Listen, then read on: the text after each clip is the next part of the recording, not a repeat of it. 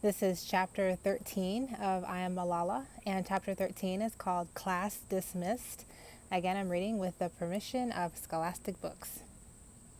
Ever since I had started doing interviews, people in Mangora sometimes came up to me and told me that I had done well, but many of my mother's friends were scandalized that I had shown my face on TV.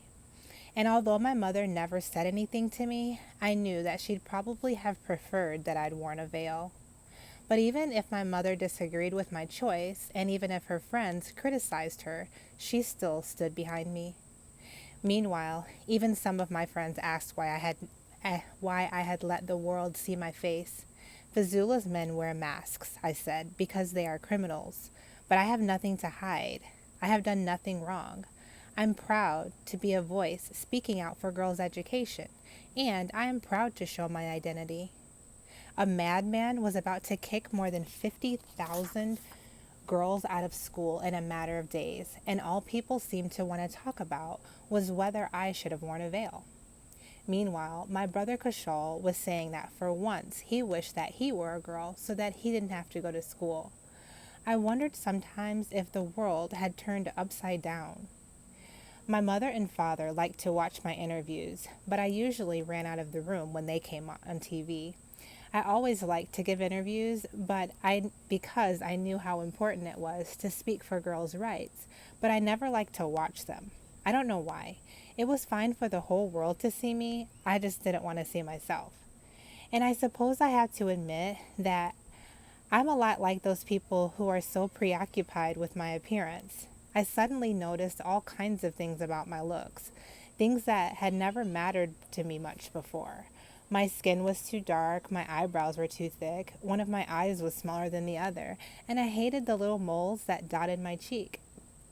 A couple of days before the official school closing, my father was going to Peshawar to meet two video journalists from the New York Times, and I went with him. They had invited my father to speak They had invited my father to ask if they could follow him on the last day of school, but at the end of the meeting, one of them turned to me and asked, "What would you do if there comes a day when you can't go back to your valley and your school?" Because I was both stubborn and full of hope, I replied, "That will not happen." He insisted it might, and I started to weep. I think that is when they decided to focus their documentary on me as well. The morning of our last day of school, a two-man camera crew appeared at our house. I was still sleeping when they arrived. They told my father that they were there to document my day from start to finish. He was surprised. He had agreed to cameras in his school, but not in his home. I heard him try to talk the reporter out of this idea. Eventually, he gave in, and filming began. "They cannot stop me. I will get my education," I told the cameraman. "If it is at home, at school, or any place. This is our request to the world. Save our schools. Save our Pakistan. Save our Swat." I sounded hopeful, but in my heart, I was worried. As my father looked at me, smiling uncomfortably with a mixture of pride and sadness for his daughter, I pictured myself stuck at home, reading whatever books I could find until I ran out of books. I was 11 years old. Was my schooling really going to end now? Was I going to end up like the girls who quit school to cook and clean?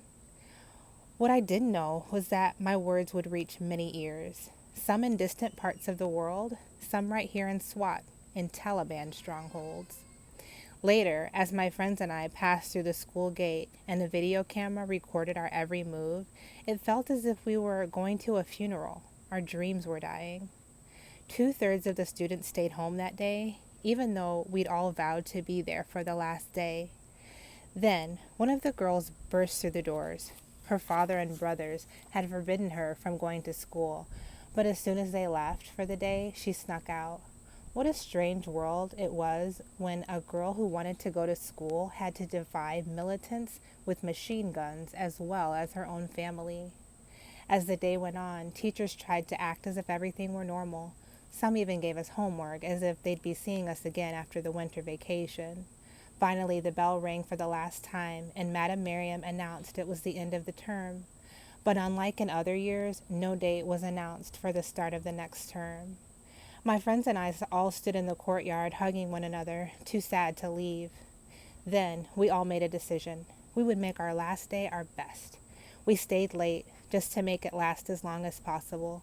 We went over to the elementary school building where we'd all started as children and played the games we played when we were little. Mango Mango, hopscotch, Puppertoonie. We played silly games, sang nonsense rhymes, and pretended that, at least for those few hours, there was no Taliban. Unfortunately, on that day, Moniba was not talking to me because we'd had a fight a few days earlier. When I got home, I cried and cried. My mother cried too. But when my father came home, he said, "Don't worry, Johnny. You will go to school." But he was worried. The boys' school would reopen after the winter holiday, but the closing of the girls' school meant a significant loss of income, which he needed to pay teachers their salaries and the rents for the building. As usual, many of the families were behind in their tuition payments, and others had stopped paying when Fazula issued his edict.